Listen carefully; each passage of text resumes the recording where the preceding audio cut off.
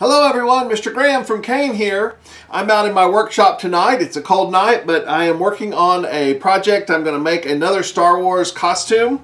And so I have done a sculpture out of paper clay, and then I made a mold of that. So this is plaster. It is plaster bandages have been put over that paper sculpture, and I also made a back for it.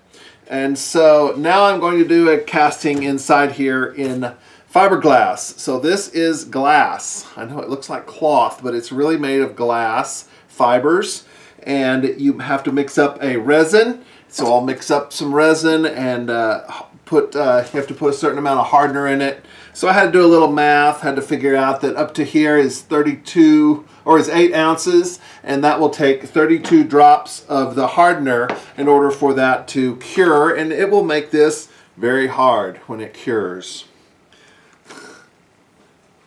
I'll be keeping you updated on this project as I make progress. My son has a 3D printer, and he 3D printed the eye parts that are going to go on the outside of the Tusken Raider, which is what this costume is going to be. A sand person, or Tusken Raider from Star Wars. This is some of the tusk pieces that I've turned out of some wood, and then they'll have another piece to the end of them. And so those are a few of the parts that I'm working on. This is a piece of leather I bought at the leather store, and I am going to make a belt out of this and a holster for my Star Wars blaster that I made. So this is a Star Wars blaster which is patterned to look a little bit like the one in The Mandalorian. It's not I didn't try to make it an exact replica. I just went for the look basically, and to make it my own thing. You notice I also have this removable orange safety tip.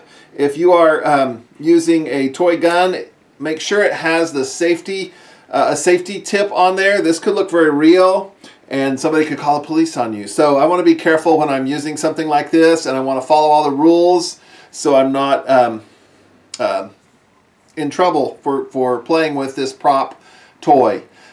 If certain conventions, if you dress up and go to conventions, certain ones will allow you to carry replica weapons or blasters. But you have to follow their safety rules. Other conventions do not allow it.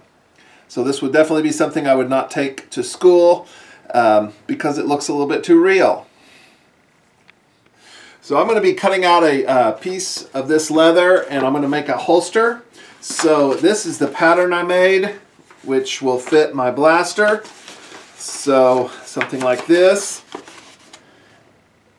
I will, and you notice something very important when you're building something and you make a plan for it, mark it. So this is says good side here, this is inside here, so I know which way to lay it on here. So if I laid this upside down and cut it out, whoops, I would have a left-handed holster, which I don't want. I want it to go this way, so I've got to make sure I cut it out right. So I write that on there so I won't mess up, because if I don't write that on there, oh, I'm going to mess it up. All right, see y'all later.